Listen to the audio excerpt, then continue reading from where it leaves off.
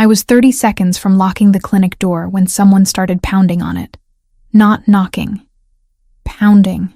The kind of desperate sound that makes every instinct scream run. My hand froze on the deadbolt. Through the frosted glass, I could make out a shape. Tall. Swaying. The pounding came again. Weaker this time. Followed by a sound that stopped my breath. A groan. Raw and animal. "We're closed," I called out, hating how my voice shook. "Hospital is 15 miles north. Please." The word came muffled through the door. "They'll find me there." My medical training warred with common sense. This was rural Oregon, 10:45 on a Tuesday night, and I was alone.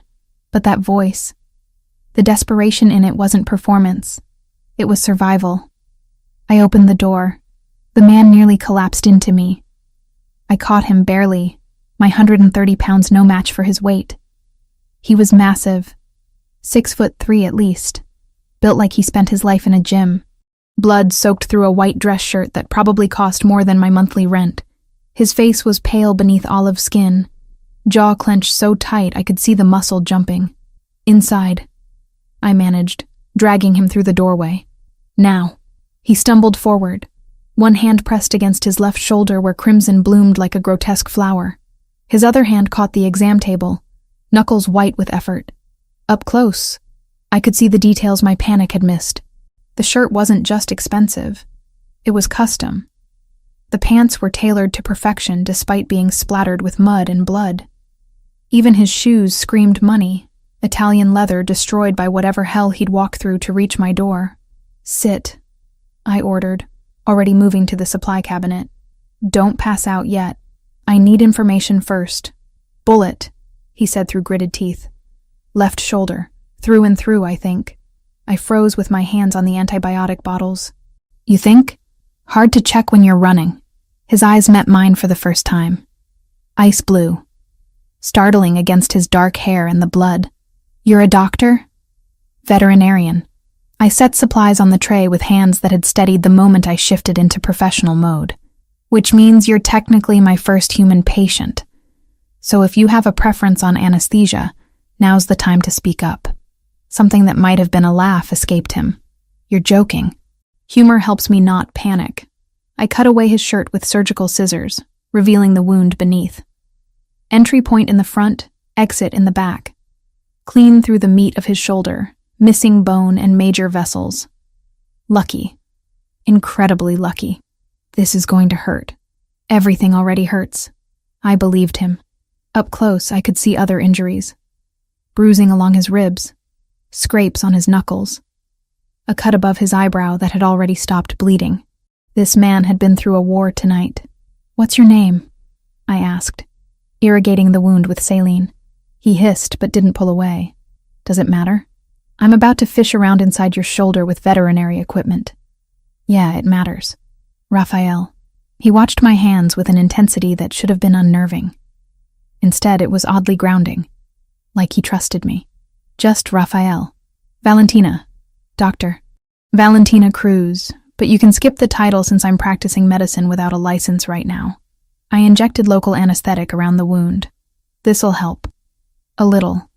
Tell me about the people looking for you. The less you know, the safer you are. The man bleeding all over my exam table doesn't get to make that call." I began suturing, each stitch precise despite my racing heart.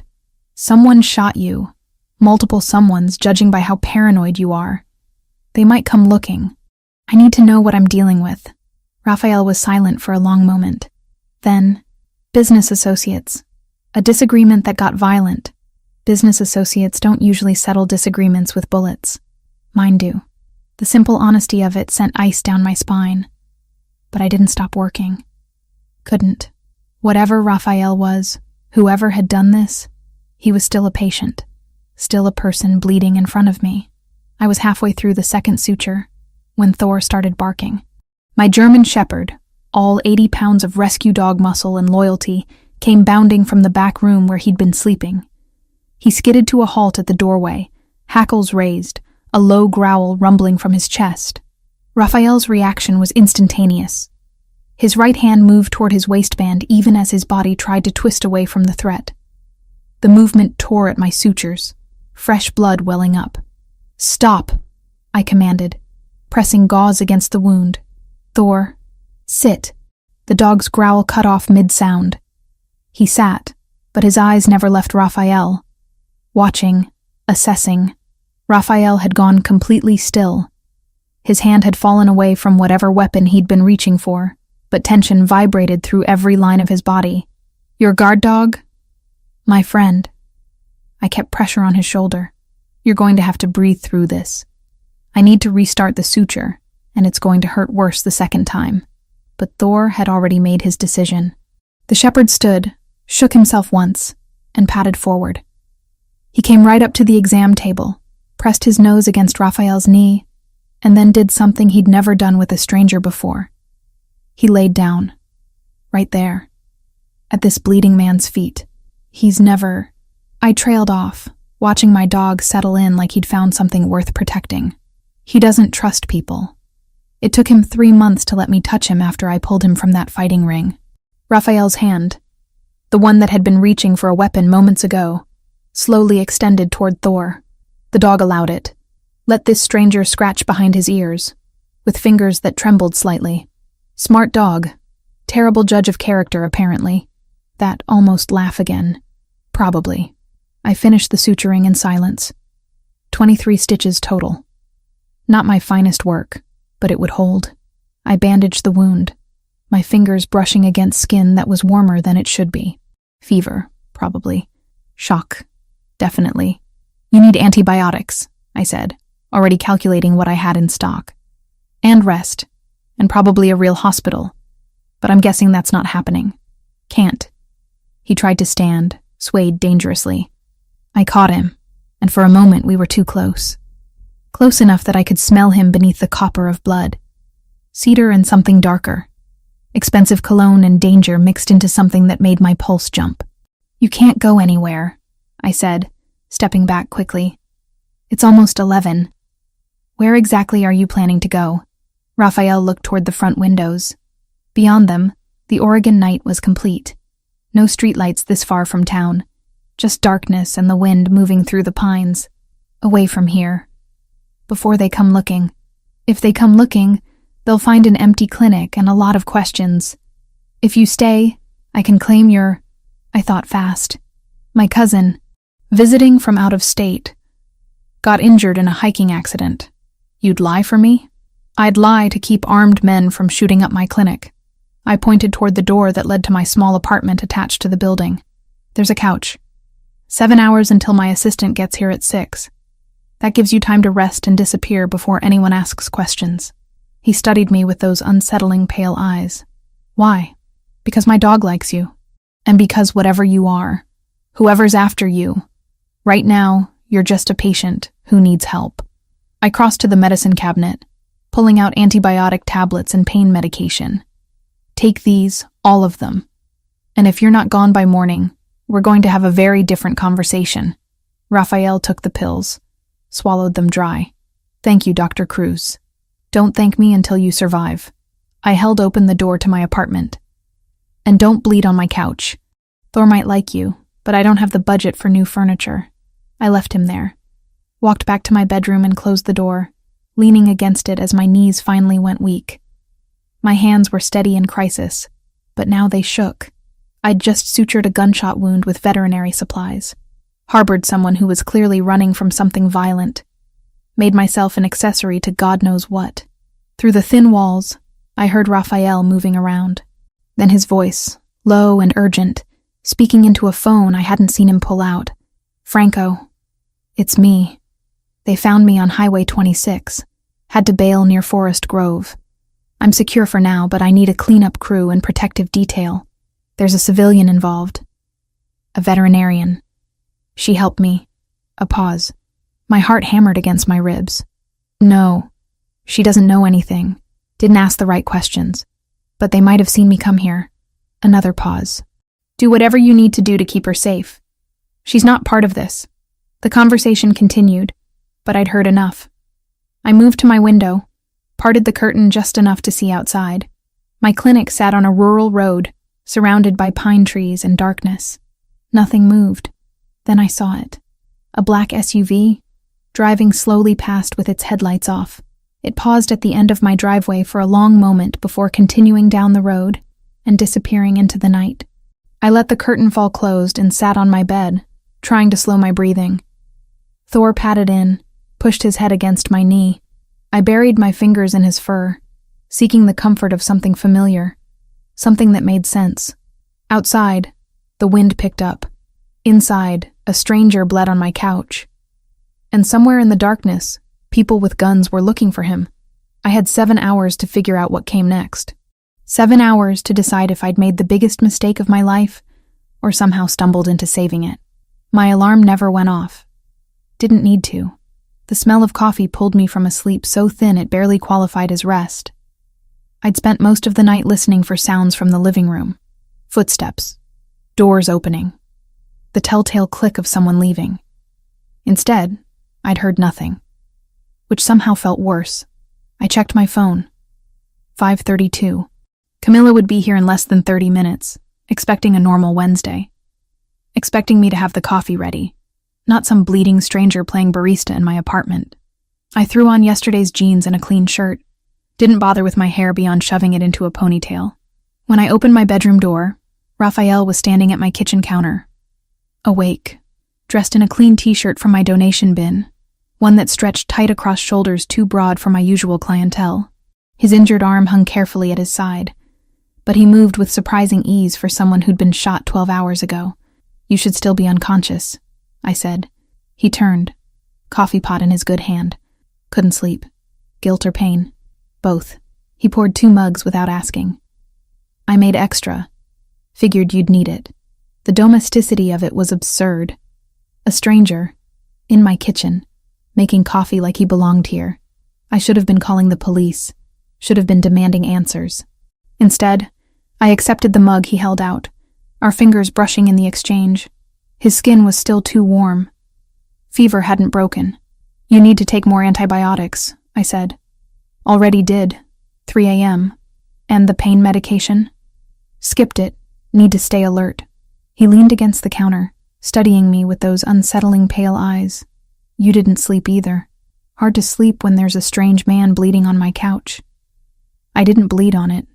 You gave me very specific instructions." Almost humor flickered between us. Dangerous. I couldn't afford to find him charming. Couldn't afford to notice the way his jaw tensed when he moved wrong, or how his fingers tightened on the mug when footsteps sounded outside. "That's Camilla," I said quickly, moving toward the clinic entrance. "My assistant.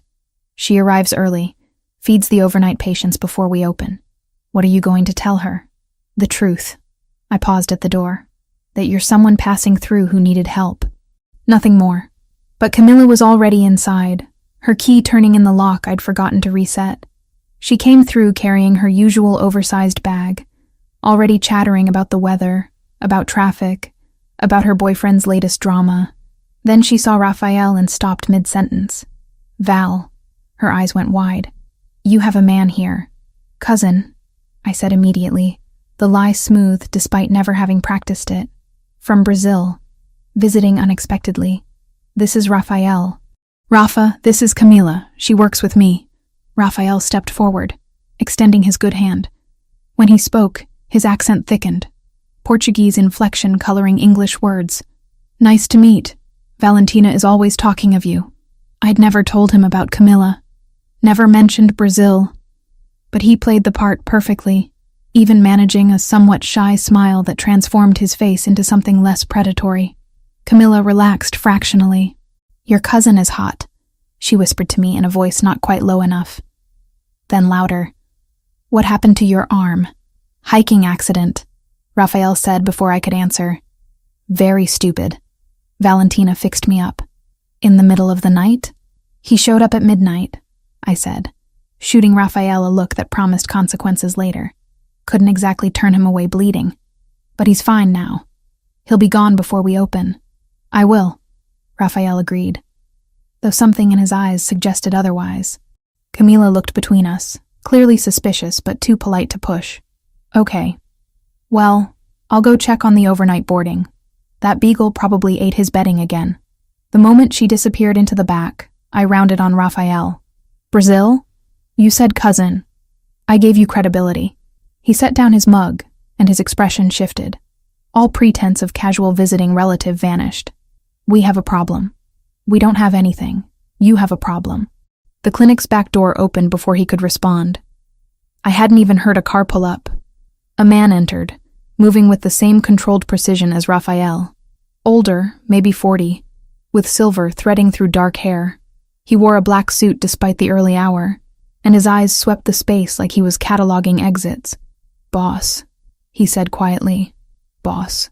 The word dropped between us like a stone. Raphael's jaw tightened. Franco. I said discreet. Came through the service road. No one saw. Franco's gaze landed on me, assessing. Dr. Cruz. You know my name. I know everything relevant. He pulled out a phone, showed Raphael something on the screen. They spoke in low voices, Italian maybe, urgent and quick. I caught maybe 3 words. None of them comforting. English, I demanded. You're in my clinic. I deserve to know what's happening.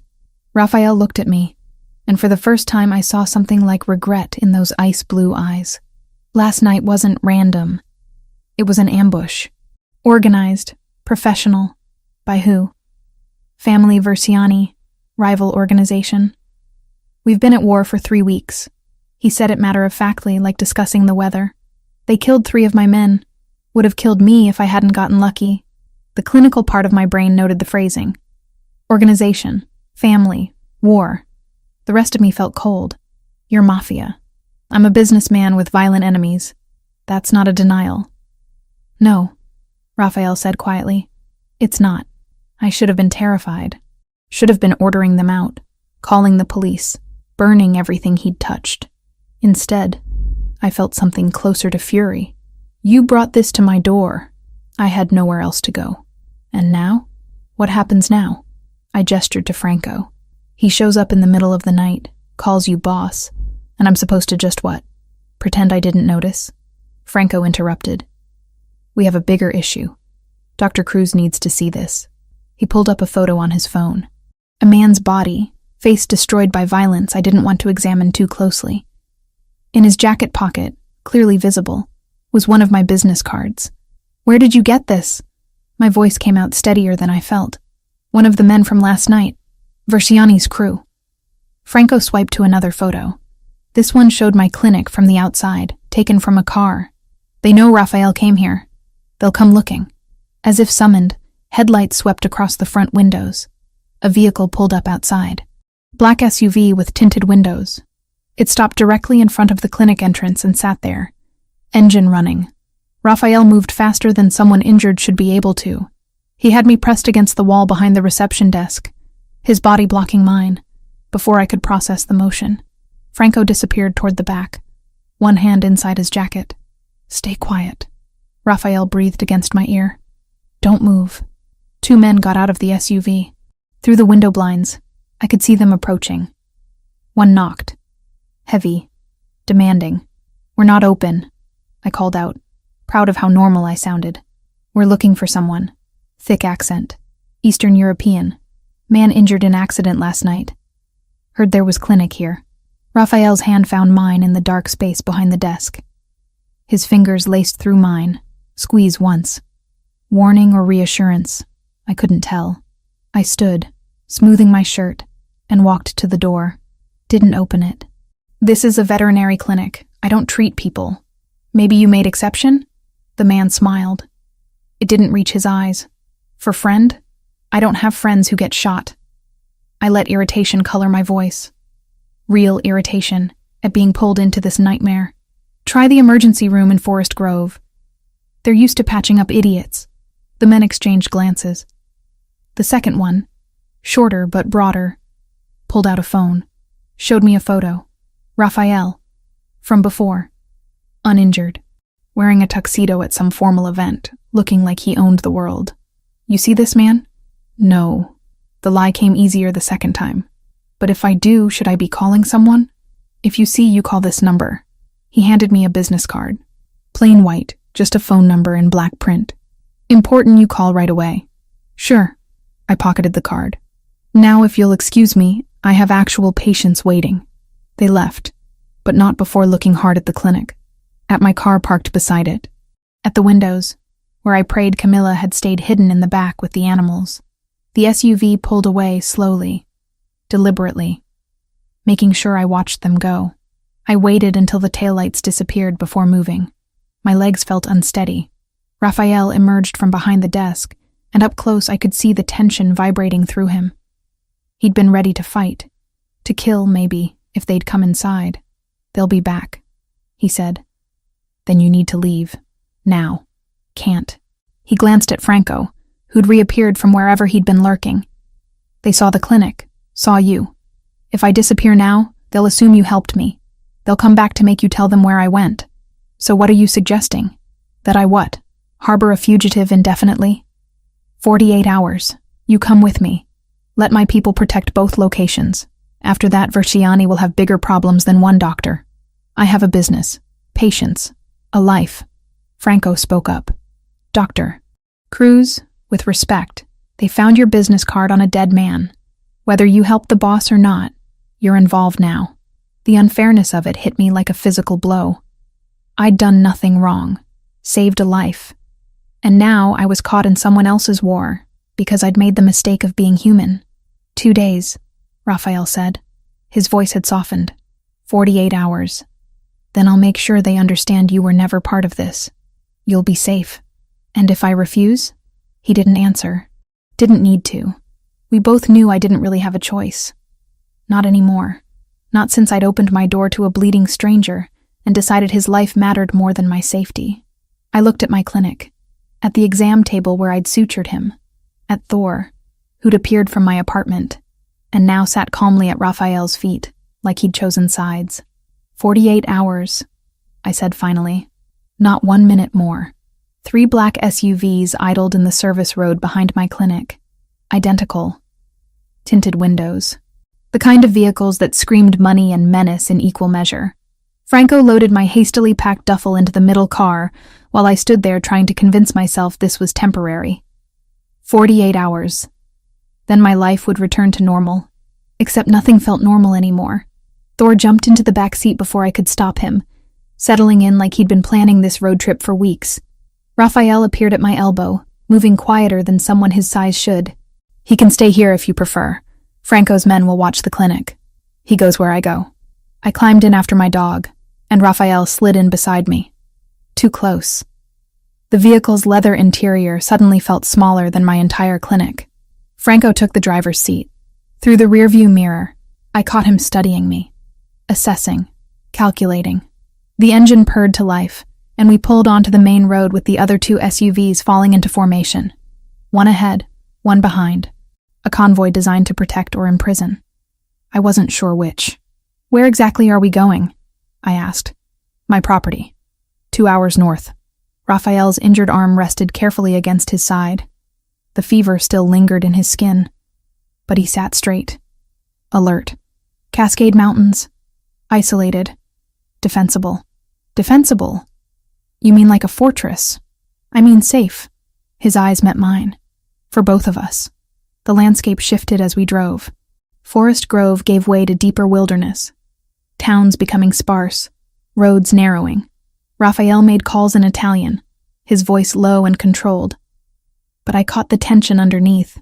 Whatever war he was fighting, it hadn't ended with last night's ambush. When he finally put the phone away, silence stretched between us. Not uncomfortable exactly, but loaded. Thor's head rested on my lap, grounding me when nothing else did. Tell me about Verciani, I said finally. Raphael turned toward me, and for a moment I thought he'd refuse. Then he sighed. Sergio Verciani, 42, runs operations from Seattle to Sacramento. Or he did, until he decided Portland was worth starting a war over. And you run Portland? My family has controlled the territory for 60 years, since my grandfather immigrated from Naples. He said it matter-of-factly, like discussing inheritance of a business, which I supposed it was, just not a legal one. The Luminari family. We have rules, standards. What kind of standards does the Mafia have? Something dark flickered across his face. We don't traffic humans. We don't touch children. We don't deal heavy drugs or weapons to terrorists. My grandfather believed power came with responsibility. Not everyone in our world agrees. Vertsiani doesn't agree. Vertsiani allied himself with the Solntsevskaya Bratva, Russian organization with no code beyond profit. Raphael's jaw tightened. They want Portland because it's a clean port city, perfect for moving product and people. I refused to hand over territory, so they decided to take it. The clinical part of my brain noted his phrasing. Clean, product, people. Euphemisms for crimes I didn't want to examine too closely. How long have you been fighting? 3 weeks since the first attack. But tensions have been building for months. He looked out the window at passing trees. I knew it was coming, just not when. And the 3 men who died? Good men, loyal. His voice went flat. 2 had families. Franco is handling arrangements. I thought about the life I'd pulled him back from. Thought about the ripples that single decision had created. Do you regret it? This life? Raphael was quiet for a long time. When he finally spoke, his voice was softer. I regret what it costs. But I was 12 when my mother died. Cancer. My father had already abandoned us years before. My grandfather raised me, taught me everything. When he passed, I inherited responsibility for 200 families who depend on us for work, for protection, for justice the law won't provide. That's one way to frame it. It's the truth, not all of it, but not a lie either. He shifted to face me fully. I won't pretend I'm a good man, Valentina, but I'm not the worst one in this fight. The way he said my name, careful and deliberate, made something flutter in my chest. Dangerous. I couldn't afford to see him as anything other than what he was. A criminal who dragged me into his war. But Thor trusted him, and animals knew things people missed. Tell me about your clinic, Raphael said, changing the subject. How long have you been there? 5 years. Bought the building with money I'd saved working at a corporate practice in Portland. I scratched Thor's ears. Hated it. Too many people treating animals like accessories. Out here, people actually care. They bring me barn cats with broken legs and cry when their horses get colic. You love it. It's mine. I built it from nothing. I met his eyes. Like you with your family business, I suppose. Just with fewer bullets. That almost smile appeared. The one that softened his predator's face into something almost human. Significantly fewer bullets. Franco's voice interrupted from the front. Boss. Approaching the turnoff. The road ahead split. One direction continuing north, the other branching onto what looked like a private drive. No sign. No indication of where it led. Franco took the unmarked path, and the forest closed in around us. The road climbed, winding up into the mountains. 10 minutes later, gates appeared. Massive wrought iron between stone pillars, topped with cameras I could see, and probably a dozen I couldn't. They swung open silently as we approached, and my breath caught. The property beyond was stunning. The main house sat on a plateau overlooking a valley, all glass and stone and modern lines that somehow fit the wilderness setting. Security was everywhere but subtle. Men in dark suits positioned at strategic points. More cameras, probably sensors I couldn't even identify. Welcome to my home, Raphael said quietly. We stopped in a circular drive. Franco opened my door, and I stepped out into mountain air that smelled like pine and snow. Thor bounded out after me, immediately investigating this new territory. Then I saw her. A woman stood on the front steps, arms crossed, dark hair pulled back in a severe ponytail. Late 20s, maybe 30. She wore tailored slacks and a silk blouse that screamed expensive taste. Her eyes were the same ice blue as Raphael's. Rafa, she said as he climbed out. Her voice carried authority despite being pitched low. You brought a civilian here. Lucia. Raphael moved to her, and they embraced briefly, carefully, mindful of his injury. This is Dr. Valentina Cruz. She saved my life, and now she's in danger because of it. Lucia's gaze swept over me. Clinical. Assessing. I'd seen that look before in surgery residents. Deciding if I was competent or an idiot. The veterinarian. Yes. You're aware of what my brother does? As of about 7 hours ago, yes. Something that might have been respect flickered in her expression. At least she's honest. Come inside. We need to discuss security protocols. The interior matched the exterior. Sleek, modern, expensive, but not ostentatious. Original art on the walls, furniture that probably cost more than my car, but everything chosen with purpose rather than show. Lucia led us to a dining room where a table was already set. I assumed you'd be hungry, she said. Chef prepared something simple. Simple turned out to be pasta carbonara that smelled like heaven and looked professionally plated. 2 other men joined us. Older, battle-hardened, wearing the same dark suits and watchful expressions. Raphael introduced them as captains in his organization, Roberto and Adriano. They nodded acknowledgement but didn't speak. The meal was the most surreal experience of my life. Sitting at a table with mafia leadership, discussing security rotations and territory disputes like it was corporate strategy. Lucia was clearly more than Raphael's sister. She was his advisor, possibly his legal counsel, and definitely someone who commanded respect in her own right. Dr. Cruz, she said, turning to me halfway through the meal. Can you shoot? I nearly choked on my pasta. What? A gun. Can you shoot one? I'm a veterinarian, not a mercenary. That's not an answer. No, I cannot shoot a gun. I set down my fork. And I don't intend to learn in the next 48 hours. Lucia looked at Raphael, who shrugged slightly. She has spirit. I'll give her that. Spirit won't stop Verciani's men if they get through perimeter security. They won't get through. Raphael's voice carried absolute certainty. I've doubled the guard. Installed new sensor grids. Anyone approaches, we'll know before they're within a mile. After dinner, Raphael showed me to a guest suite on the 2nd floor. Calling it a room was like calling the Grand Canyon a ditch. It had a sitting area, a bathroom larger than my entire clinic apartment, and a bed that could sleep 4 people comfortably. There's clothes in the closet, he said from the doorway. Probably not your size exactly, but close enough. Lucia ordered them when Franco called ahead. This is too much. It's what I have available. He leaned against the door frame, and the movement made him wince. The adrenaline that had carried him through the day was wearing off. I crossed to him before thinking better of it, fingers going to his injured shoulder on instinct. You're pushing yourself too hard.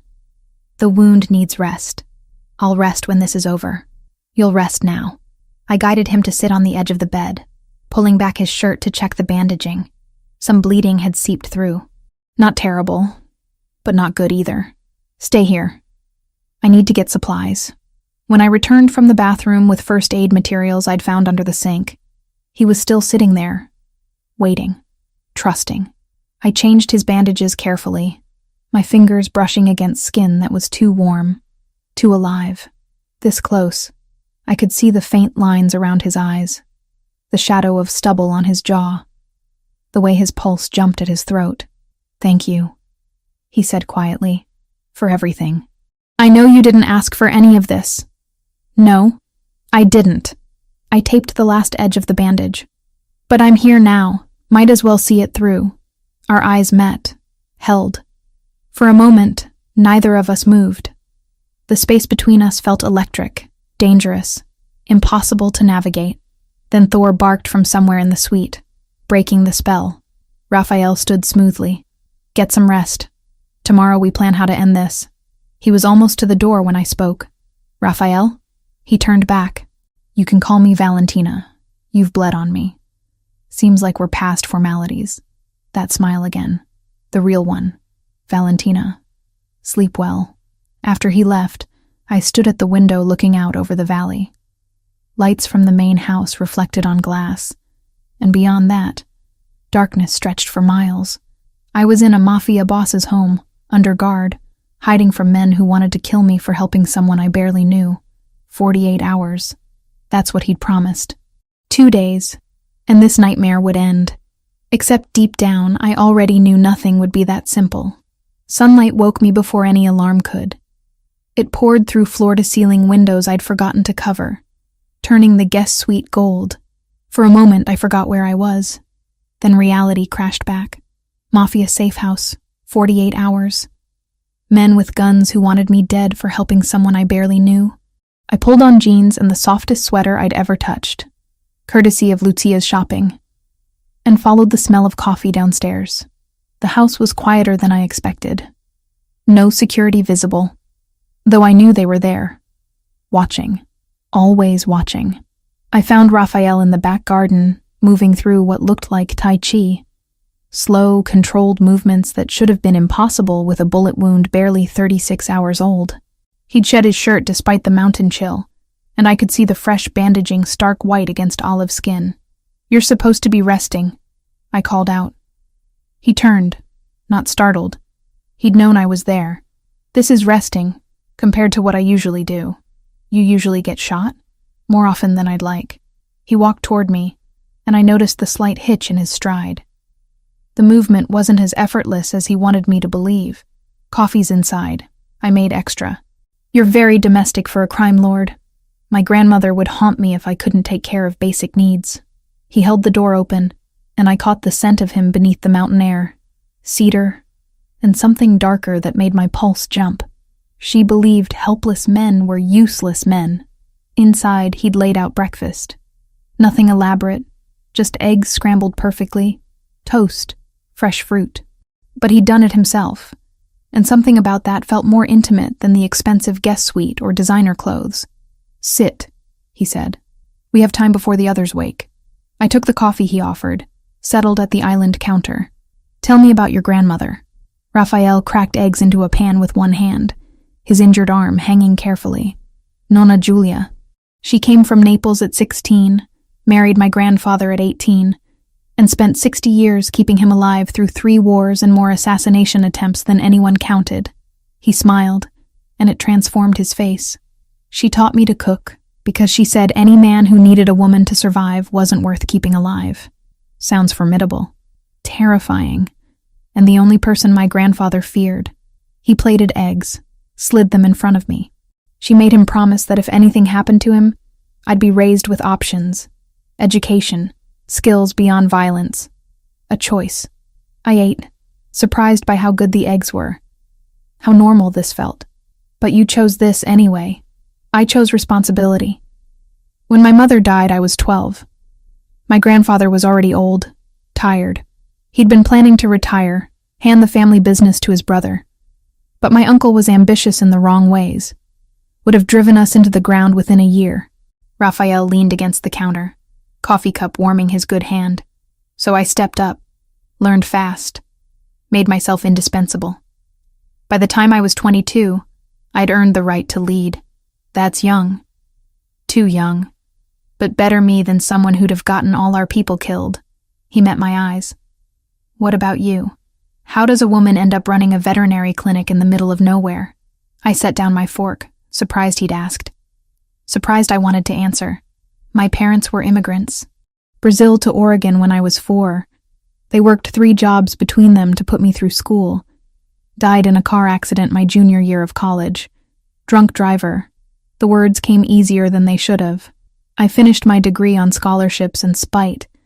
Worked at a corporate practice in Portland for 2 years, saved every penny and bought that clinic the day it went up for sale. "And you've been there 5 years. You investigated me." Franco did. "After I woke up on your exam table." No apology in his voice. "I needed to know who'd saved me.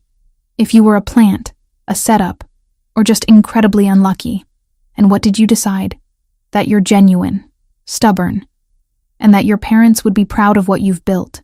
The simple honesty of it hit harder than any pretty lie. I looked away, swallowing against unexpected emotion. "Don't do that." "Do what?" "Be human.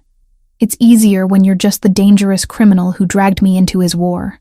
Raphael moved closer, and the air between us changed. Charged. Dangerous. "I'm both, Valentina. I won't apologize for either." The door burst open before I could respond. Franco moving fast, phone in hand. His expression was grim. "Boss, we have confirmation." It was Giovanni. Raphael's transformation was instantaneous. The gentleman who'd made me breakfast vanished, replaced by something cold and calculating. "You're certain?" "Found the transfer. 200,000 from a shell account traced back to Verciani. Giovanni's been feeding them information for 6 weeks, including your route on Highway 26. Every muscle in Raphael's body had gone rigid. Where is he? Safe house in Eugene. Thinks he's protected. Franco's voice carried contempt. Wants to negotiate. There's nothing to negotiate. Raphael's voice was empty of emotion, flat, final. Bring him here. Tonight. Boss. Did I stutter? Franco left without another word.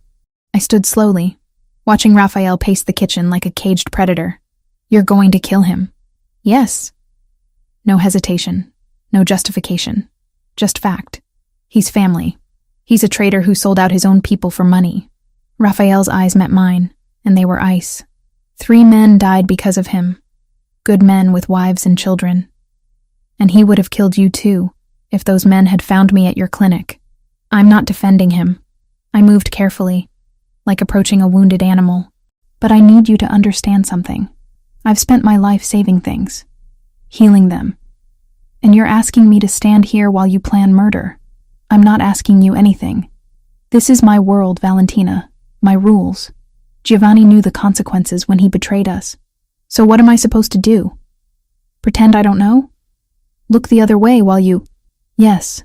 He closed the distance between us, and his intensity made me step back until I hit the counter. Because this is the reality. The men who shot me aren't going to therapy and rehabilitation. Versiani isn't going to be arrested and tried in court. This is how justice works in my world, and I won't lie to make you comfortable. We stood there, too close, breathing hard. The man who'd made me eggs and shared stories about his grandmother was gone. In his place stood the boss, the killer, the thing everyone else feared. I need to go to the clinic, I said finally. Check on my patients. Make sure Camilla can handle things for another day. Absolutely not. Excuse me. It's not safe. They know where you work. I'm not asking permission, Raphael. I pushed past him, anger overriding caution. You don't control me. He caught my wrist, not rough but firm enough to stop me. This isn't about control. It's about keeping you alive. Then send guards. Send Franco. Send your whole damn army if it makes you feel better. I jerked free. But I'm going. I have responsibilities that existed before you crashed into my life. Something shifted in his expression. Surprise, maybe. Or respect. 3 men, armed. You don't leave their sight. Fine. And if anything feels wrong, you leave immediately. Fine. Valentina. I turned back, and whatever he saw in my face made him stop. I'm helping you. I'm here in your house, playing along with witness protection or whatever this is. But I'm not your possession. We clear? A long moment passed. Then, incredibly, he smiled. That real smile that transformed his predator's face into something almost gentle. Clear. 2 hours later, I was back at my clinic with 3 men in suits watching my every move. Camilla's eyes went wide when she saw them positioned at the door, by the windows, like presidential security. Val, what the hell? Long story. How are the patients? Fine. Mrs. Patterson's cat is recovering well from the tooth extraction. The Gonzalez's dog still has that ear infection, but the antibiotics are helping. She lowered her voice. Are you in some kind of trouble? I'm helping someone who is. It's temporary. Gabi showed up at lunch, bringing sandwiches and questions I couldn't answer. She kept glancing at the guards, then at me, clearly putting together a picture I didn't want her to see. Val, if you need help, I'm fine, really. Just a weird situation that'll be over in a day. But leaving was harder than arriving. Franco drove, with 2 other SUVs flanking us. The road back to Raphael's property wound through dense forest, and halfway there, Franco's phone buzzed. We have a tail, he said quietly. Black sedan, 2 cars back. My heart hammered against my ribs. Through the rear window, I could just make out the vehicle. Close enough to be deliberate, too far to identify faces. Verciani? I managed. Probably. Franco's voice was calm, but his hands tightened on the wheel. Hold on. The world exploded into chaos. Franco accelerated, the other SUVs moving to block the sedan. Gunfire cracked through the afternoon, spiderwebbing the rear window. I screamed, ducking instinctively. And then Raphael was there. He'd been in the lead vehicle, but somehow he was pulling open my door, dragging me down against the seat, his body covering mine completely. Stay down, he commanded, and the cold emptiness from this morning was gone. His voice shook with something raw and desperate. "Don't move. Don't look up." More gunfire. The SUV swerved violently, throwing us against the door. Raphael's weight pressed me into leather seats, his breath hot against my ear, every line of his body tense with readiness to take bullets meant for me. Then silence. Except for my ragged breathing and the hammer of my pulse. "Clear," Franco called from the front. Raphael lifted his head slowly, scanning before letting me up. His hands moved over me, checking for injuries with clinical precision. "Are you hurt?" "No, I don't think so." My voice came out steadier than I felt. "Are you?" "I'm fine," but I could see fresh blood on his bandage. The violent movement had torn something. He saw me looking and smiled grimly. "Worth it." We made it back to the property without further incident. Raphael's men had disabled the pursuing vehicle, captured one of the occupants. Information was being extracted even as we pulled through the gates. I was shaking by the time we reached the house. Delayed reaction, adrenaline crash, whatever clinical term I wanted to apply. Raphael guided me inside, his hand steady at the small of my back. "Drink this." He pressed whiskey into my hands. "It'll help." I drank, coughed, drank again. The burn helped, grounded me. "This is insane." "I know. I'm sorry. Stop apologizing and just—" I broke off, not sure what I was asking for. But Raphael seemed to understand. He pulled me against him, careful of his injury, and just held me.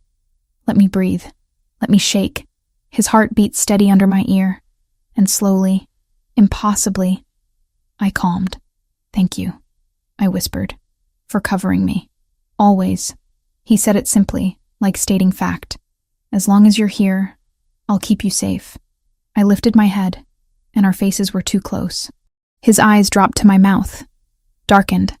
The space between us felt electric, inevitable. When he kissed me, it wasn't gentle. It was desperate and fierce, and tasted like danger, and promises neither of us should make. I kissed him back, fingers tangling in his hair. All my better judgment drowning in the feel of him. His mouth moved against mine like he was claiming something, proving something, and I let him. Then he pulled back, breathing hard. "Not like this." "What?" "Not because someone shot at you. Not because you're scared and I'm convenient." His thumb traced my bottom lip, and the gentleness of it nearly undid me. "When I kiss you again, Valentina, I want it to be because you choose it. Not adrenaline. Not fear. Choice." I stared at him, shocked by the restraint, the respect. "You're serious?" "Completely." He stepped back, putting safe distance between us. "You should rest. Tomorrow, we end this." He left me there, heart racing, lips still burning from his kiss, and I realized with terrifying clarity that I wasn't afraid of Raphael Luminari. I was afraid of how much I wanted to choose him. I woke to silence so complete it felt unnatural. No traffic, no distant sirens. Just wind through pine trees and the occasional call of a hawk circling somewhere above the valley. The guest suite still felt surreal in morning light, too luxurious, too removed from my actual life happening somewhere down the mountain.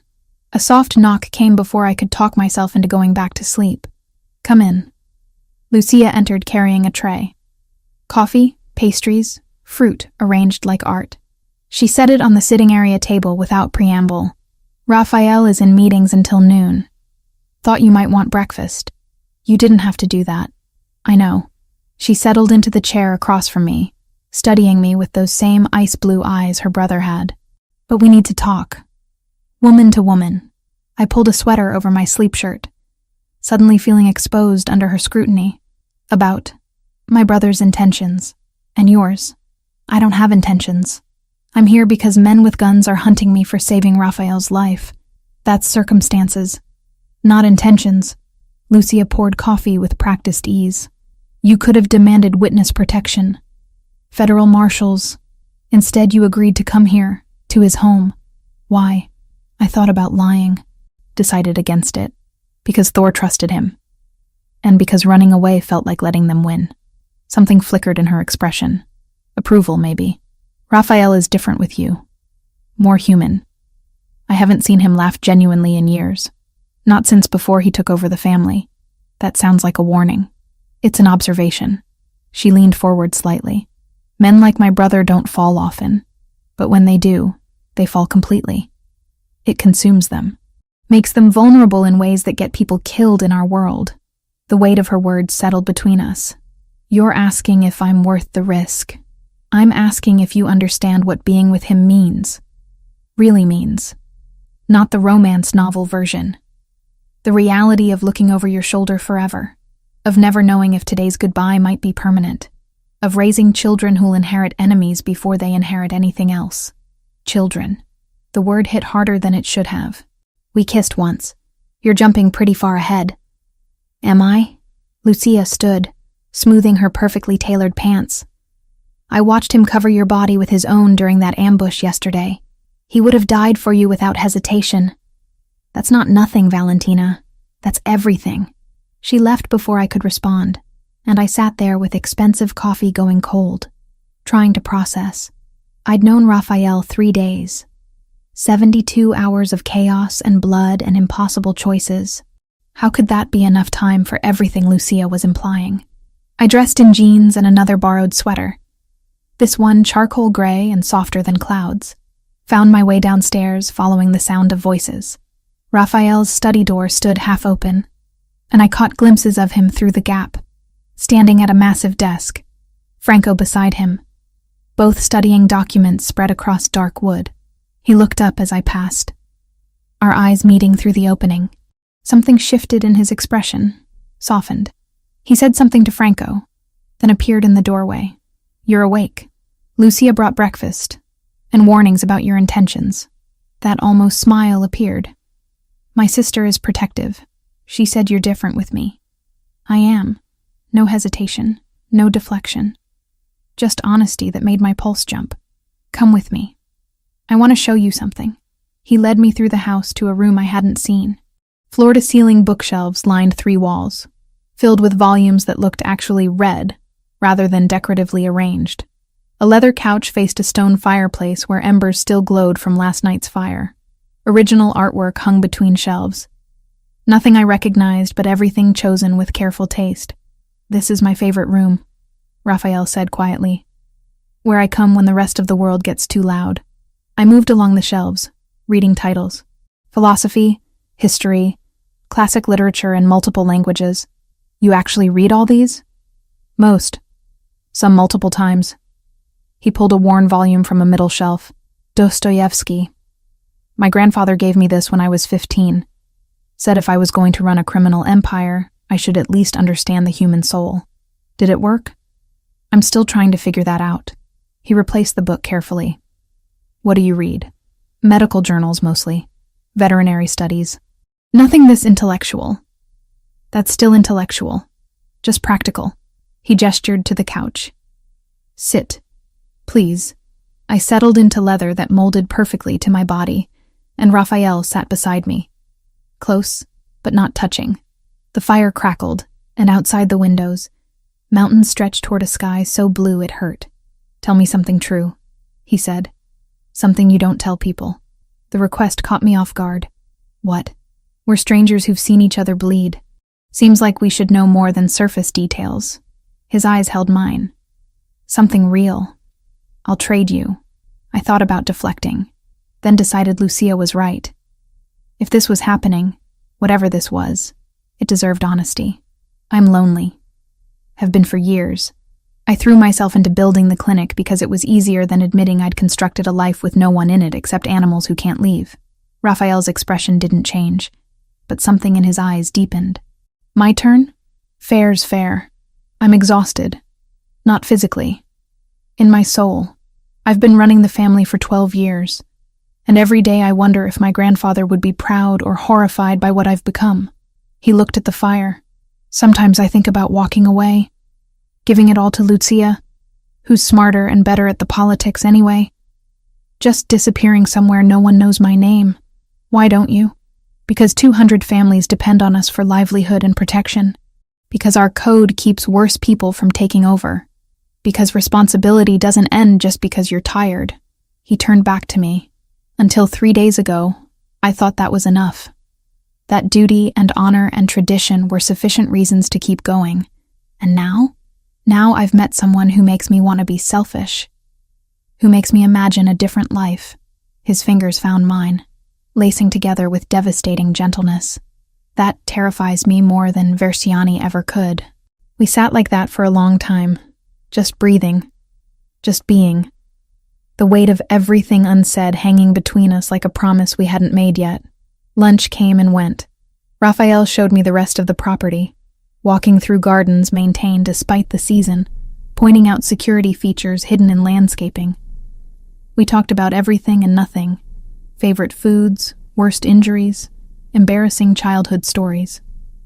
He told me about learning to cook from his grandmother. I told him about the time I accidentally sedated myself trying to tranquilize an aggressive dog. By evening, something had shifted between us. The sharp edges had softened into something easier, more real. Dinner appeared on the terrace, table set for two overlooking the valley as sunset painted everything gold and crimson. Raphael pulled out my chair himself, and I noticed his shoulder moved easier. The fever had finally broken completely. "You're healing," I observed. "Good doctor." He poured wine, something red that probably cost more than my monthly utilities. To skilled veterinarians who tolerate difficult patients. To difficult patients who don't die on my exam table. We touched glasses, and the sound seemed to resonate through the evening air. Dinner was perfect, some kind of risotto I couldn't identify but would happily eat forever, followed by tiramisu that tasted like heaven. I planned this, Raphael admitted over dessert. The dinner, the timing. Wanted one evening where we weren't running or hiding or talking about war. Just two people having dinner? Just two people. His eyes held mine across the candlelight. "Is that okay?" Instead of answering, I stood and moved around the table. He watched me approach, something dark and hungry flickering in his expression. When I was close enough to touch, he pulled me down onto his lap. Careful and deliberate. "Valentina." He breathed against my ear. "Tell me to stop if you don't want this." But I did want it. Wanted him with an intensity that should have scared me. So instead of speaking, I kissed him. This wasn't like yesterday. This was choice, conscious and clear. His mouth moved against mine like he was memorizing the taste, the texture, every small sound I made.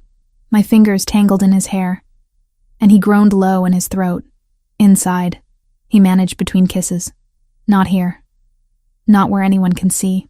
He carried me through the house to his room, which I'd never seen. Dark wood and clean lines, a massive bed that dominated one wall. He set me down gently, giving me space to change my mind. To run. I didn't run. Hours later, I woke tangled in sheets that smelled like cedar and him, his arm heavy across my waist. Moonlight poured through windows he'd forgotten to cover, and for a moment, everything felt perfect. Inevitable. Right. Then my throat went dry. I needed water. Carefully, I extracted myself from his embrace and padded downstairs in his t-shirt, bare feet silent on cold floors. The house slept around me. Security outside, but inside, just silence and shadows. I found the kitchen, poured water, drank it standing at the sink while trying to process everything that had happened. That's when I saw it. Franco's phone, left charging on the counter. The screen lit with a notification, and my eyes caught the preview before I could stop them. "Operation Mousetrap successful. Versiani takes the bait tomorrow." My blood turned to ice. I shouldn't have. Knew I shouldn't have. But my hands moved anyway, unlocking the phone with a swipe. The message thread opened, and I read words that shattered everything. "Target acquired. Subject cruise established as luminary weakness. Versiani surveillance confirms interest. Phase 2. Allow controlled contact. Establish pattern. Phase 3. Deploy subject as bait for ambush." The phone nearly slipped from my hands. I scrolled up, reading more.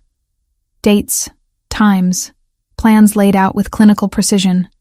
And there, buried in earlier messages, the truth that made bile rise in my throat. Boss confirms. Veterinarian acceptable collateral for operation. Versiani will move on perceived weakness. I was bait. From the beginning. Raphael had used me as bait to draw out Versiani. Footsteps on the stairs made me spin. Franco stood there, stopping when he saw what I held. His expression shifted from surprise to something like regret. "Dr. Cruz, you weren't supposed to see that." "When?" My voice came out steadier than I felt. "When was I going to find out I was the mouse in your trap?" "It's not. Don't." I set the phone down carefully, afraid I'd throw it otherwise. "Where's Raphael?" "Dr. Cruz, if you'll let me explain. Where is Raphael?" He appeared at the top of the stairs then, still shirtless, hair messed from sleep and my hands. He took in the scene immediately. The phone. My expression. Franco's guilty posture. "Valentina," he started. "Tell me it's not true." I backed away as he descended. "Tell me you didn't use me as bait from the first moment." Silence stretched. And in that silence, I had my answer. "It started that way," Raphael said finally. "Franco suggested using you to draw Versiani out, making him think you were my weakness. But Val, that was before... Before what? Before you actually slept with me? Does that make it better?" My voice cracked despite my best efforts. "Everything. Tonight. This afternoon. All of it was part of the plan? No. Last night was real. This afternoon was real."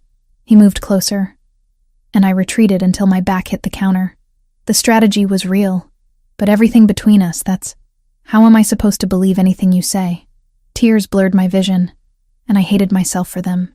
"You've been lying to me for 3 days. I haven't lied. I just didn't tell you everything. That's the same thing." I pushed past him, heading for the stairs. For my room. For anywhere that wasn't here. "I'm leaving. First thing tomorrow, I'm gone." "Valentina, please." "Don't." I turned back from halfway up the stairs. "Don't say my name like it means something. Don't pretend tonight mattered. Just don't." I made it to my room before the tears came fully, locked the door, slid down it until I sat on expensive carpet in his too soft shirt, trying to breathe through the betrayal that felt like drowning. I'd been so stupid, so incredibly stupid, falling for a man who'd planned this from the beginning, who'd used me like a piece on a chessboard and made me believe it was something else. Somewhere outside my door, I heard Raphael's voice. Low, urgent, arguing with Franco in Italian. Then footsteps retreating. And finally, silence. I didn't sleep that night. Just sat there replaying everything. Every word, every touch. Every moment I'd thought was real. Trying to separate truth from manipulation, and finding I couldn't tell the difference anymore. By dawn, I'd made my decision. 48 hours were up. It was time to go home. Raphael was waiting outside my door when dawn finally broke. I knew he was there. Had heard him sit down against the wall hours ago, his weight settling with a soft thud that spoke of resignation rather than siege. Valentina, please, let me explain. I opened the door because staying inside felt like giving him power over me. He looked worse than I felt. Hair disheveled, eyes red-rimmed, still wearing the same clothes from last night. The sight of him hurt, in ways I didn't want to examine. Explain what? That you used me as bait?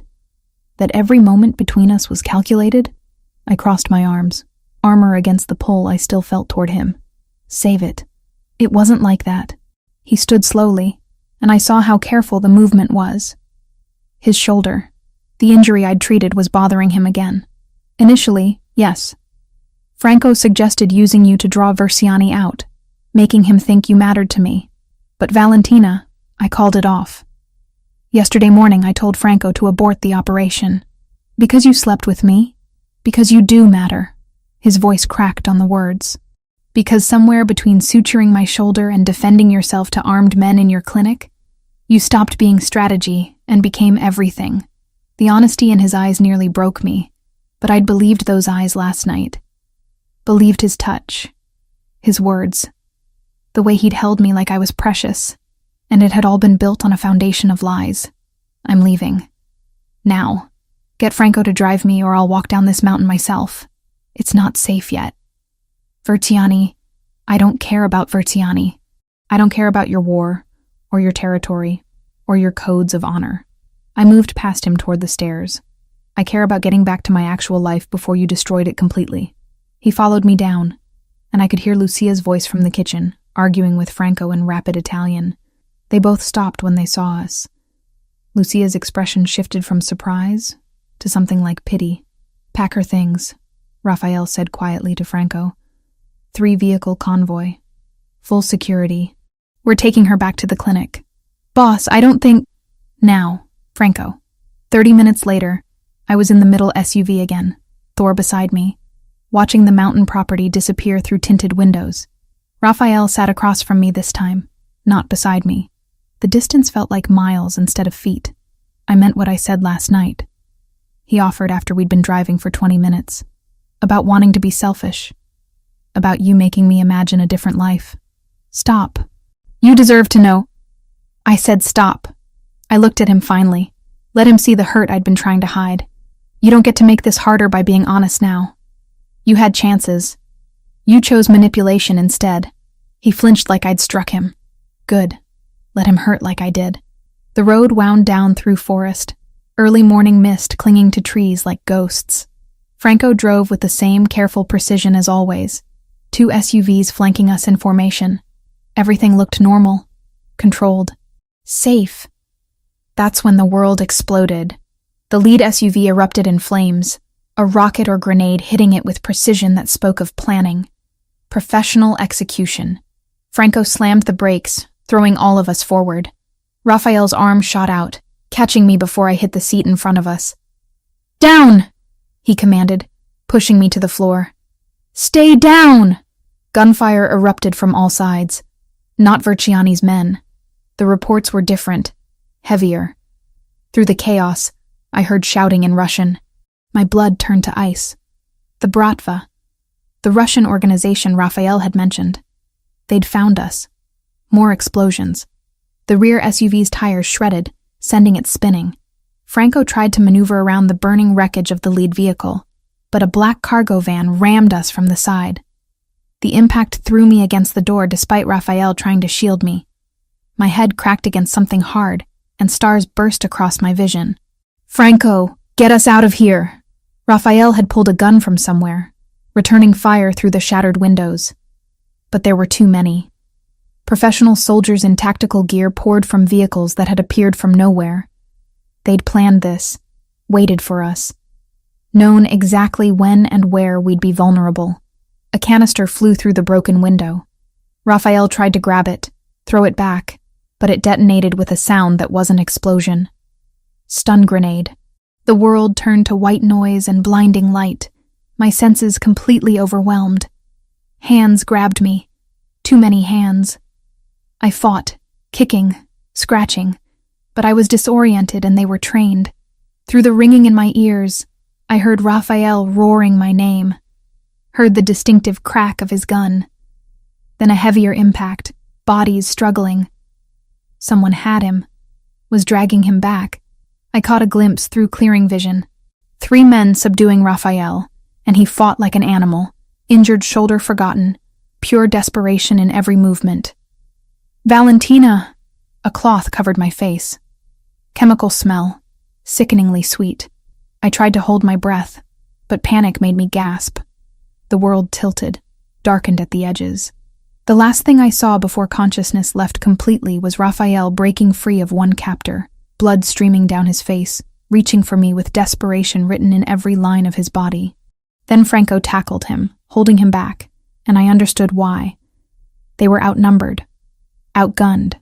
If Raphael came after me now, they'd kill him. I wanted to tell him it was okay, that I forgave him, that last night had been real for me too, whatever his original intentions. But darkness swallowed the words before I could form them. I woke in stages. First came the headache, pounding behind my eyes with vicious intensity. Then the cold, seeping through whatever I was lying on. Finally, awareness of my hands bound behind my back, zip ties cutting into my wrists. I opened my eyes to concrete and fluorescent lighting. A warehouse, maybe. Or factory. Something industrial and abandoned. The kind of place where screams wouldn't carry. "She's awake." Accented English. Not Russian. Something else. Italian, maybe. But wrong somehow. Footsteps approached. I forced myself to stillness, to calm, to think like a doctor assessing a patient rather than a hostage facing death. Panic helped nothing. Clinical observation was survival. A man crouched in front of me. Late 30s, expensive suit that didn't match the warehouse setting. Handsome in a cruel way, with dark hair and eyes that held no warmth. Dr. Cruz. Finally we meet properly. I am Adriano Moritoni. He smiled, and it was a predator's expression. Luminari's little weakness. The veterinarian who saved his life and stole his heart. I don't know what you think you know. Please. We've been watching since the night he stumbled into your clinic. Adriano pulled out a phone, showed me photos. Raphael and I in the garden. At dinner last night. Entering his bedroom. My stomach turned. Very touching. Very stupid on his part. What do you want? What I've been hired for. Sergio Verciani pays very well for Luminari's territory. He'll pay even better for Luminari himself. Adriano stood, pacing like he was lecturing. Originally we were just muscle, supporting role. But then you appeared, and suddenly the great Raphael Luminari has something to lose. That changes negotiations considerably. I tested the zip ties. Too tight. My hands were already going numb. He won't trade territory for me. No, but he'll come for you. Tonight. Tomorrow. Soon. And when he does, we'll be ready. Adriano's phone buzzed. He answered in rapid Russian, then switched to Italian, arguing with someone. While he was distracted, I worked on the ties. Veterinary school had taught me knots, taught me how to slip restraints when a panicked animal locked their jaws. This wasn't so different. The plastic cut deeper, blood slicking my wrists. But that actually helped, made my hands slippery. Adriano hung up, turned back to me. Your lover just called. Offered $5 million and half of Portland for your return. Touching, no? $5 million. Half of Portland. Everything Lucia had warned about. Everything Raphael had built over 12 years. And he was willing to burn it all for me. The realization hit harder than any weapon. He meant it. Everything he'd said last night about wanting to be selfish, about choosing me. He meant it. You won't live long enough to spend it, I said quietly. Raphael doesn't negotiate with people who take what's his. But he's already negotiating. Already weak. Adriano checked his watch. He has until midnight. Then I start sending pieces of you back until he agrees to my terms. He walked away, leaving me alone with 2 guards watching from across the warehouse. I kept working the zip tie, ignoring the pain, the blood, the fear trying to claw its way up my throat. My right hand finally slipped through, taking skin with it but coming free. I kept my hands behind my back, hiding what I'd done. Professional soldiers didn't make amateur mistakes. I needed an opening, a distraction, something to give me a chance before midnight came, and Adriano made good on his threat. Somewhere in the mountains, Raphael was planning, gathering his forces, coming for me just like Adriano predicted. And when he did, a lot of people were going to die. I closed my eyes, tried to slow my breathing, to prepare for whatever came next. Because Adriano had made one crucial miscalculation.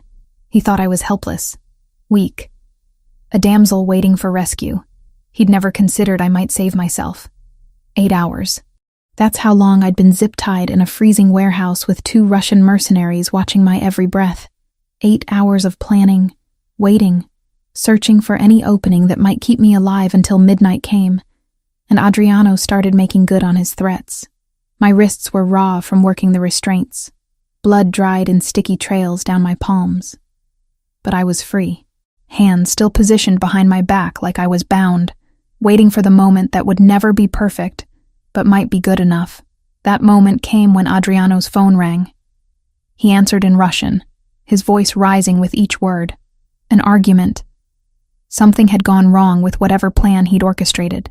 He gestured sharply at one of the guards, who moved toward him, leaving only one man watching me from across the warehouse floor. I didn't think. Thinking meant hesitation, and hesitation meant death. I launched myself toward the nearest exit, a loading dock door 20 feet away. My legs burned from hours of sitting, muscles protesting, but adrenaline pushed me forward. "Stop her!" Adriano's shout echoed off concrete walls. Footsteps pounded behind me. Too close, too fast. I wasn't going to make it. My hand reached the door handle when arms wrapped around my waist, yanking me backward. I twisted, driving my elbow into soft tissue. The guard grunted, grip loosening enough for me to break free. Then the warehouse exploded. Not literally, but it might as well have been. The loading dock door I'd been running toward burst inward, metal shrieking as it was torn from its moorings. Men poured through the opening like a flood. Armed, professional, moving with military precision. And leading them, face set in lines of absolute fury, was Raphael. Our eyes met across the chaos. Time seemed to slow. I saw everything in crystalline detail. The blood matting his dark hair, the fresh bruising on his jaw, the way his injured shoulder was taped beneath tactical gear. He'd come straight from the ambush site. Hadn't stopped to treat injuries. Hadn't waited for anything except gathering enough firepower to burn this place to the ground. "Down!" His voice cut through the noise, and I dropped instinctively. Gunfire erupted. Raphael's men moved with coordinated efficiency. Each shot precise, each movement calculated. They'd done this before. Many times. This wasn't rescue. This was war.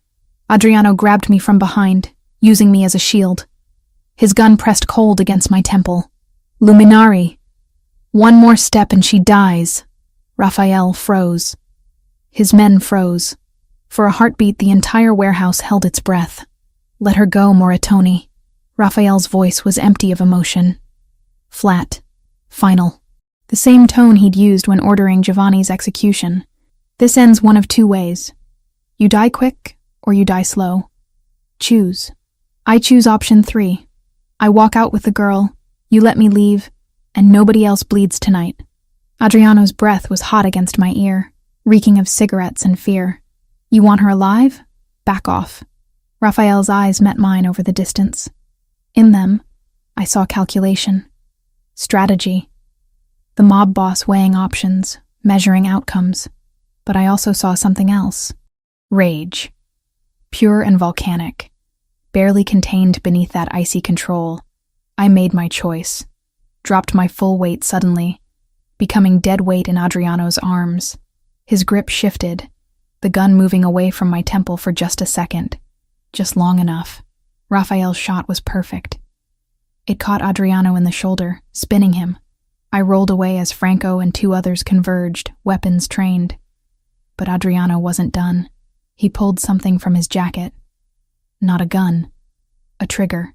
"Building's wired!" he gasped through pain. "I drop this. Everyone dies." Raphael moved toward him slowly, gun never wavering. "Then don't drop it. Verziani warned me you were crazy. Said you'd burn your whole empire for one woman." Adriano's laugh was wet, pained. Didn't believe him until now. "Your mistake." Raphael was close now. Too close. Within Adriano's reach if he wanted to grab him. "Valentina, walk to Franco." Slowly. I stood on shaking legs, started moving. Each step felt like miles, like walking through quicksand. Adriano's eyes tracked me, calculating whether I was worth dying for. "Luminari!" someone shouted from the entrance. "Fire! Southeast corner!" Smoke began curling from the back of the warehouse. Not from Adriano's trigger. Something else. Either his men setting a diversion, or Raphael's crew creating chaos. Didn't matter. The building was going up. Adriano's attention split for just a second. Raphael moved. Faster than someone injured should move, than someone should be able to move. He closed the distance, knocked the trigger from Adriano's hand, caught it before it hit concrete, then put 3 bullets center mass before Adriano could react. The body dropped. Raphael pocketed the trigger, turned to his men. Everyone out, now. But the fire had spread faster than possible. Accelerant, probably. The southeast corner was fully engulfed, flames racing up walls toward the roof. Smoke filled the space, thick and choking. I couldn't see the exit anymore. Couldn't see anything except orange glow and shadows. Arms wrapped around me from behind. "Raphael, hold your breath. Stay close." He pulled me through the inferno, one arm around my waist, the other still holding his weapon. Heat seared my skin. Smoke clawed at my lungs despite trying not to breathe. The world narrowed to his heartbeat against my back, and the certainty of his grip. We burst through the loading dock into cold night air. I gasped, coughed, gasped again. Raphael didn't stop moving, dragged me another 50 feet before the warehouse exploded behind us, Adriano's rigged charges finally detonating. The blast wave threw us forward. Raphael twisted mid-fall, taking the impact on his back, cradling my head against his chest. We hit concrete hard enough to knock the wind from both of us. For a moment, neither of us moved, just lay there breathing, alive. Miraculously, impossibly alive. "You okay?" Raphael's voice was rough, strained. "I think so. You?" "I'll live." He sat up slowly, wincing. Fresh blood soaked through his tactical vest. The shoulder wound had reopened. Again. "Christ, Valentina, when I saw them take you." "I know." I pressed my hand over the bleeding. "I know. We need to get you medical attention. We need to get you away from here." He stood, pulling me up with him. Franco was there suddenly, supporting Raphael's other side. "Boss, we need to move. Police will be here soon." 2 SUVs waited in the access road. I was pushed into one, Raphael following despite Franco trying to get him into the other vehicle. "I'm not letting her out of my sight," he said, voice brooking no argument. We drove fast, lights off, through back roads I didn't recognize. Raphael's hand found mine in the darkness, squeezed once. "I called it off, the operation, yesterday morning. Told Franco you weren't bait anymore." "I know," he told me. "After," I looked at him in the dim light from the dashboard. "You offered them everything, half of Portland, $5 million. Would have offered more. Would have given them the whole territory if they'd asked." His thumb traced circles on my palm. "I meant what I said. About wanting to be selfish. About choosing you, even after I said I was leaving. Especially then." He leaned his head back against the seat, exhaustion finally catching up. "You had every right to go. Still do. But I needed you to know the truth first.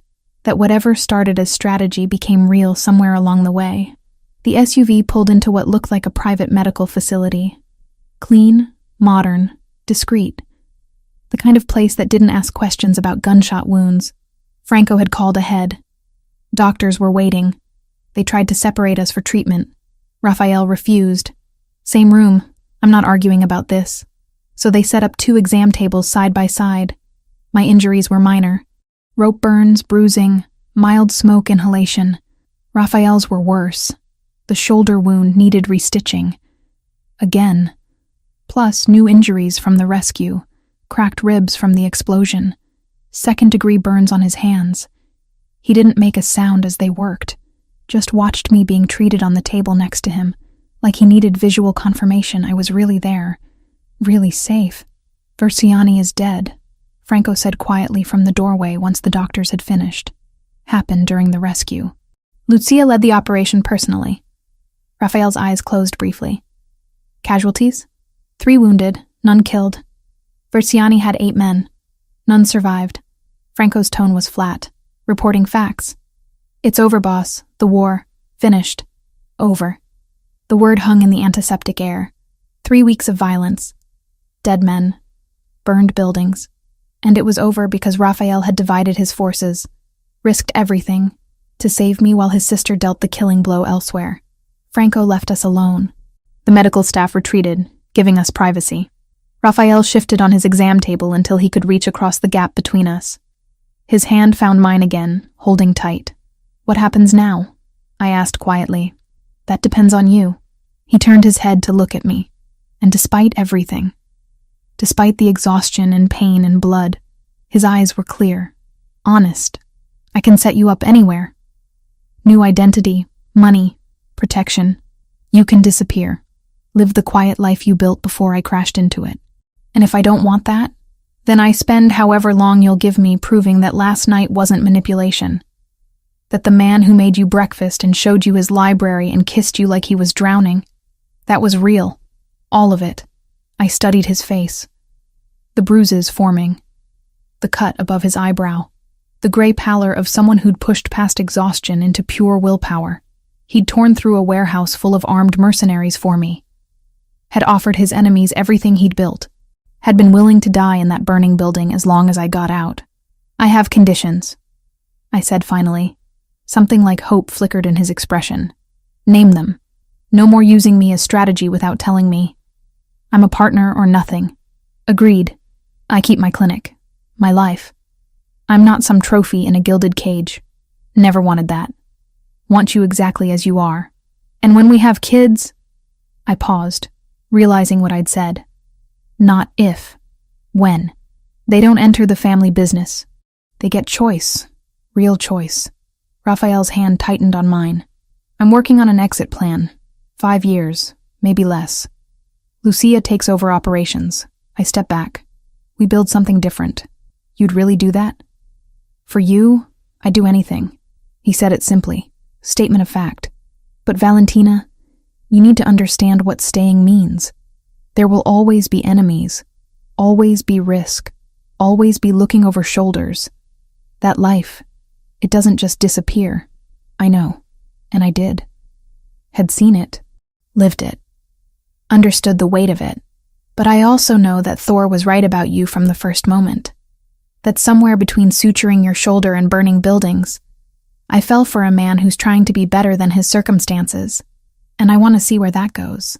Raphael pulled me toward him awkwardly across the gap between tables. His kiss was gentle despite everything we'd survived. A promise. A beginning.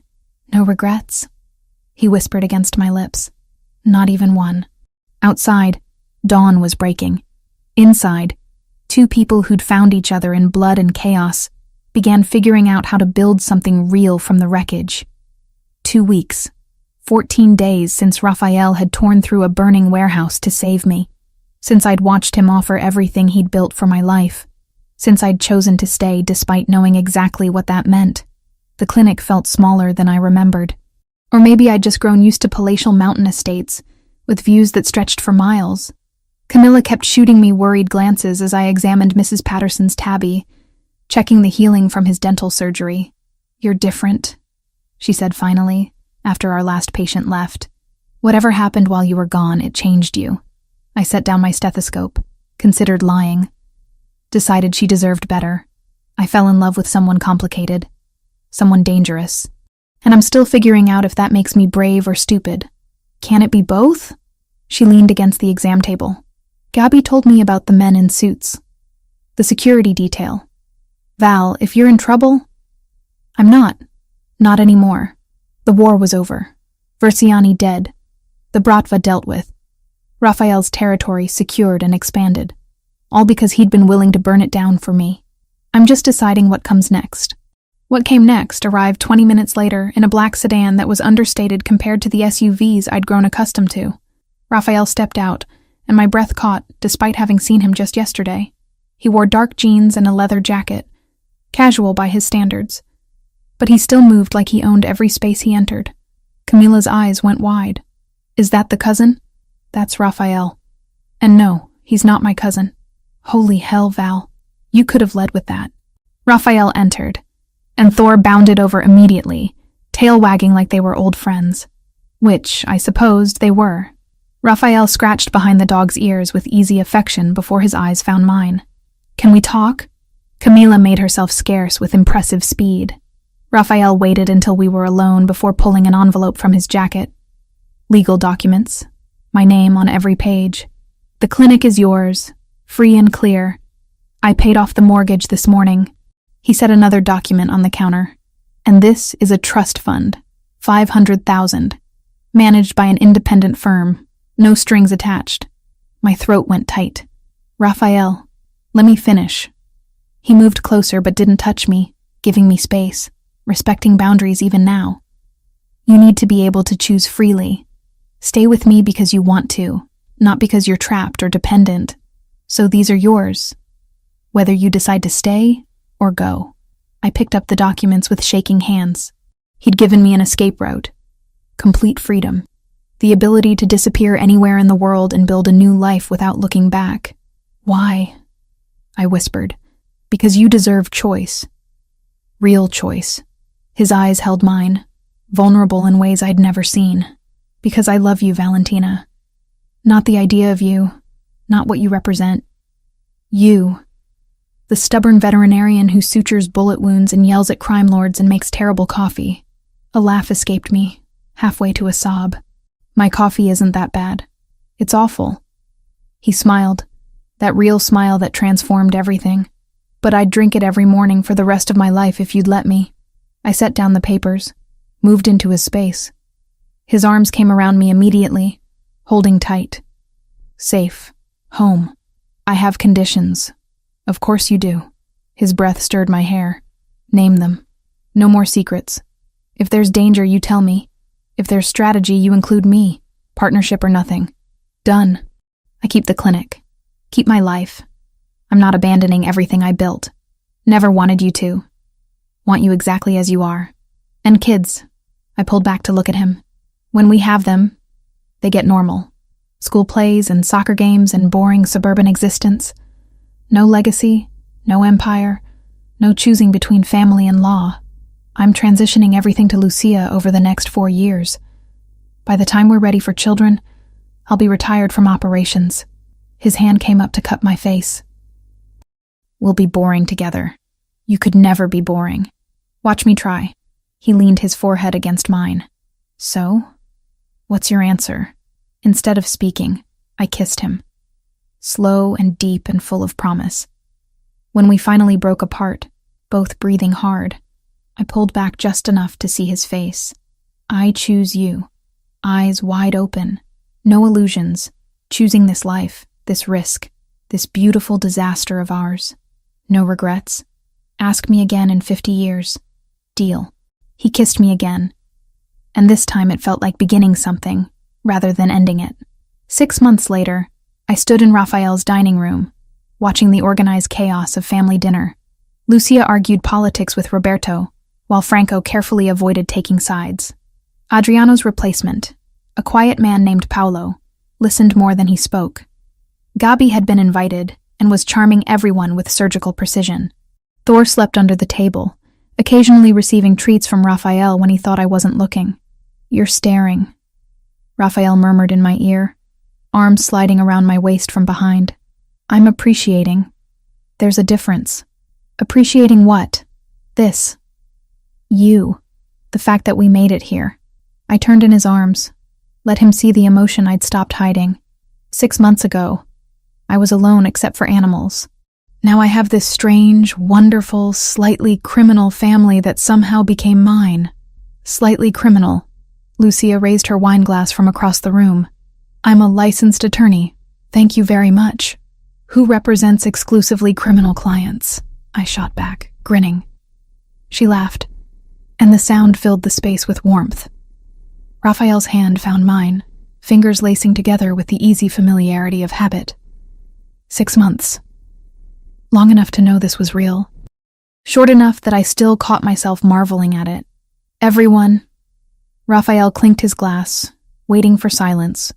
When he had attention, his arm tightened around my waist. Valentina and I have an announcement. I showed them the ring.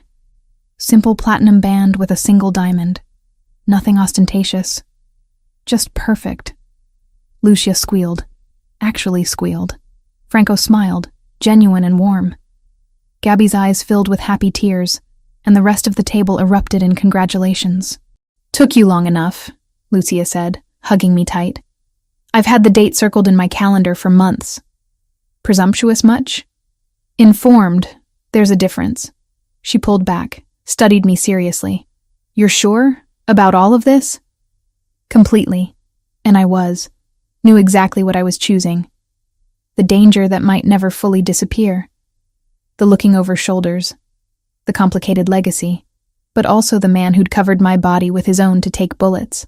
Who'd offered me freedom even when he wanted me to stay.